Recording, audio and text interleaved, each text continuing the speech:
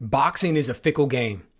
Boxing is a fickle game. You know, back in March, Tim Tszyu was on top of the world. He was the WBO champion and he was about to fight Sebastian Fedor for the vacant WBC. A lot of people were looking at that fight and thinking it was a done deal. It was already in the books. We knew what was going to happen. Tim Tszyu was the better fighter. Sebastian Fedor was the type of guy that at one point we had a lot of belief in. We were looking at that massive frame that he had. We thought about what could he do with the jab. But a lot of that air got let out of the balloon. We saw him get deflated by Mendoza. So all of a sudden he's stepping in there against Tszyu, and we figure we know what's going to happen. But then all of a sudden we get the freak accident. We get the freak cut in his head. This thing's gushing blood out everywhere. And all of a sudden that's the night that Fedor decides, I'm going to work my jab. I'm going to use my height. I'm going to maintain distance. I'm going to work this jab. Lo and behold, it doesn't turn out the way that we thought. Fedor walks away with the belts. And it was like a slight setback. And I don't want to make it bigger than it was.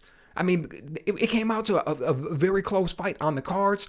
Tim Tszyu persevered, showed the heart of a lion, just an absolute warrior, the way that he went in there and he fought that fight and he was able to overcome what was clearly a nasty cut that was affecting him. Then he goes in there and now he wants to step in against Murtazaliev. And the things that people were talking about going into this fight were, again, Tszyu's the big favorite. Tszyu's going to come out with this one. What's going to happen for Tim Tszyu after this fight? Right? They were almost overlooking him in some ways. Even Tim Tszyu himself, I mean, I get that this dude is a humble guy, and I also get that there's gamesmanship and you talk about things, but he was already mentioning things about what was going to happen after this fight. It seemed in some ways he was overlooking him. He was calling Murtazaliev a step-aside fighter. Now, the funny part to that is it's true. For years, Bakhram Murtazaliev was receiving step-aside money from Jamal Charlo because Charlo didn't want to fight him. Why didn't he want to fight him? It's because the dude was his mandatory, but didn't want to fight him because he had no buzz. He had no appeal, right? One of the things that Tim Tszyu mentioned coming into this fight was that some guys are just unpromotable. And when you don't have the money behind you, when you can't move the numbers, when you're not generating buzz in like the pay-per-views or the ticket sales or something along those lines, man, it's hard for a promoter to get behind you and for you to get these really big fights. It's one of the ugly parts about boxing. It's one of the ugly things. It's one of the things that keeps us from seeing some of the best potential matchups out there. And it's just because a guy doesn't necessarily appeal to the fans, you know, and it sucks. That's not something that they run into in other sports. The best basketball players are always going to play against each other because of the way things are formatted. It doesn't matter if there's a guy who's far less talented, who generates way more fan appeal. You know, it is the way that it is. Nevertheless, Tim Tszyu stepping into this one, and it's easy for a lot of people to say that he wasn't giving Murtazaliev the respect that he deserved. It's easy for a lot of people to say that early on in this fight, the way that he was poking at a cut that was not there, it was PTSD from the Fedor fight. It's easy for people to say that he was just going to be over-aggressive, not showing the respect, trying to push his agenda and make things happen, because in a lot of ways, that's what we saw. But I want to bring up one point that I haven't heard anybody mention since this fight wrapped up, and that was the lack of adjustments from Tim Tszyu. I mean, Tim Tszyu comes into this one, and think about this. He comes in, and we know him as a front foot, forward, aggressive fighter. But he's not stupid. He doesn't just come in and rush the situation when it need not be rushed. He doesn't go in there and just make known for all of these mistakes. He gets hit, right? He's no defensive guru, but he's not known for making all these mistakes. And he comes into this one, and immediately we see Murtazaliev establishing the distance by the way he's working his jab and his straight right hand at times. Primarily, it's the jab early on in the fight. And we see it, and the jab is landing. It's getting him the distance that he wants. And Tszyu isn't getting off the way that he wants. Like, he's coming forward, he's applying pressure, he's on that front foot. Murtazaliev is working the jab, and then he's starting to work the straight right hand, and he's starting to work little bits of lateral movement. It wasn't like the excessive lateral movement that we saw from Bivol last week when he was fighting Beterbiev, but it was good lateral movement. Now, at that point, you got to think, things aren't quite going, if you're Tim Tszyu, things aren't quite going the way I want. What change am I going to make? How am I going to switch this up? How am I going to get to the spots that I want to get to and implement the game plan that I wanted to implement? Tim Tszyu's answer was to put his foot on the gas pedal. Sometimes it's the right move. Sometimes you think, I just need to press this a little bit harder, get this dude out of his comfort zone, and that's where I'm going to be able to make this happen. And my thought after watching this was that part of Tim Tszyu's game plan was probably, I'm going to have this dude, this dude's going to have to keep his hands at home because he's going to have to worry about what I'm throwing. Right? When you're fighting a guy who throws more punches than you, there's a few different ways to approach that. Some guys think, how am I going to deal with the offense? Am I going to get more head movement in? Am I going to parry more punches? Am I going to counter punch these shots that are what are you going to do to deal with somebody that you know punches more frequently than you, particularly in a fight where it's a sport where it's based off of points, and there's judges who like activity, and if the guy just stays way more active, even though it may not necessarily be efficient, effective aggressiveness, maybe they give him that. So what are you going to do? And it seemed to me like Tim Tszyu took the approach where he said, I'm going to throw my punches so hard and so accurate that this guy's going to automatically slow down his offense, slow down his punches, because he's going to want to keep his hands at home for defense because he's going to be so worried about what's coming back at me. One of the guys that I used to hear say that frequently was Derrick James, and he used to say it to Errol Spence. He would tell him, don't worry about the punch early on in the fight. Sometimes in between the rounds, you hear this guy saying, don't worry about his activity. Don't worry about the punches he's throwing. Make sure you get your shots off because that's going to force him to keep his hands at home. So it seemed to me like that was the approach that Tim Tszyu took, because even though it wasn't working out instantly, first 30 seconds, first minute and a half, Tim Tszyu just decides I'm going to put the pressure on. I'm going to step up the gas pedal. And that's where the over-aggressiveness comes in. And maybe that's where a lack of respect for Murtazaliev comes in. So he's in there and he's pressing it, and all that does is open him up to more shots, man. He's getting caught with straight right hands, and he's getting caught with left hooks. And I'm telling you, he should have made an adjustment. He should have been more patient. He should have attempted to jab with the jabber. He should have tried to figure something out.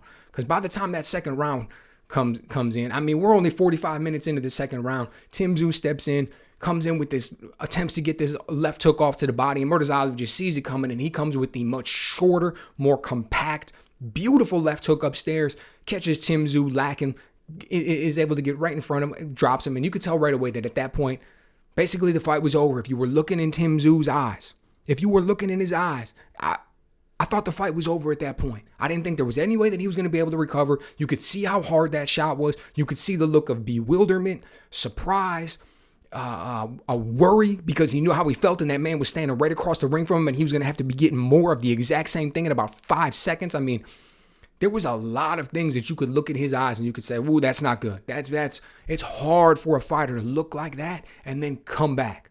Then all of a sudden you see his balance is off, his legs are going, gets knocked down one more time, two more times, 3 times in the second round. This man gets dropped.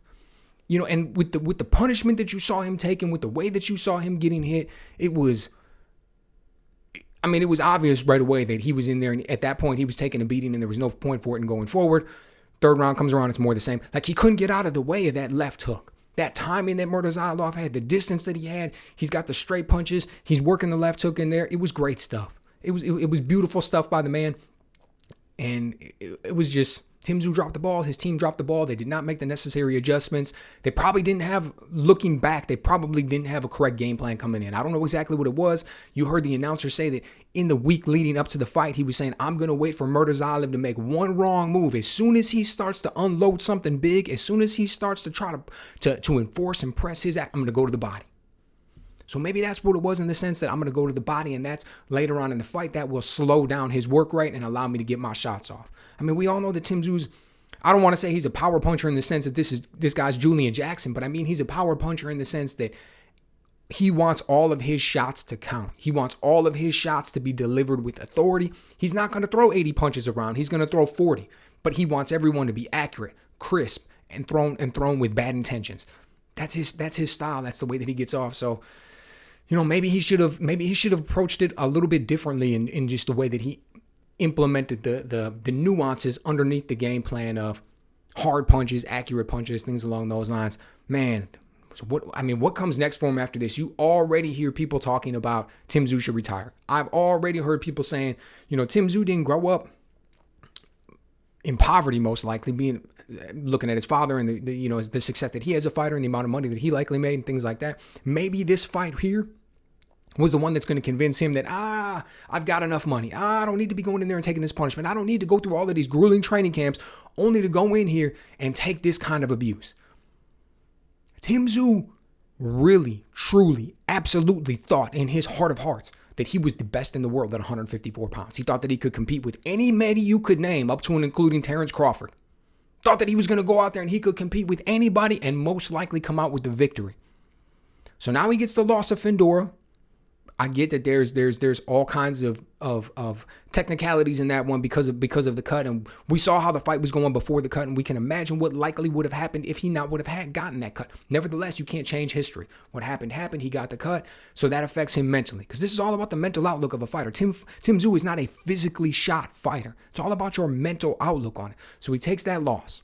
He wants to come back super hungry. He's chomping at the bit. He wants to be the man. He wants to show everybody how good he is. Wants to get a win and get back in the talk of being at the top after taking that loss. Comes in here and gets beat. That first fight, he against Fundora, he didn't get beat. He lost the fight. He got beat here in the sense that he got physically beaten. After the fight, I saw him getting emotional in a press conference. I mean, obviously, like high probability the man had a concussion. And all of a sudden, they're sticking the camera in his face. We've seen all kinds of fighters that'll get emotional. Over in the UFC, the first one that comes to my mind is Daniel Cormier. After his losses, he's getting emotional. He's crying in the ring. Like, those are the kinds of things that happen after concussions. So you know there's going to be a recovery period. This was a beating that he physically took. How's he going to recover mentally? What's he going to do after this? How's he going to bounce back? What's his team going to suggest? Are they going to suggest a tune-up fight? Somebody soft, somebody that you're going to go in there and build your confidence? Is he going to walk away from this thing and all of a sudden have one homecoming fight in Australia or something due to his massive popularity? I don't know, man. I don't know. This was I don't want to jump the gun in the way that we talk about what could potentially happen with this, but it's definitely something he's gonna have to keep in mind. So let me know what you guys think. What did you think of this fight? What did you think of his performance? And what do you think is gonna be next for him? And what's up for Murtazaliev now? Okay, when he goes out here and beats Tim Tszyu, do we all of a sudden want to elevate him as, you know, hey, we were sleeping on all of them. We were misreading what we saw. This guy really does have the ability to come on here and bring it. And let's talk about him amongst these guys, these other title holders at 154 as potentially being a real true fight, something who's really there, because going into this, he was widely considered the worst of the guys who held the belts at 154. He was considered just a placeholder in a lot of ways. Whoever was going to be able to go over there first and get that fight with him was going to be able to pick that belt off in the quest to snatch up all four of them. Does that change the conversation now? Did all of a sudden last night, did we look at him and say, hey, that man's a threat now? Hey, that man could potentially do this and he could do that, and we want to see him in fights with this. What do you guys think of that performance, and what do you want to see next from him? Let me know.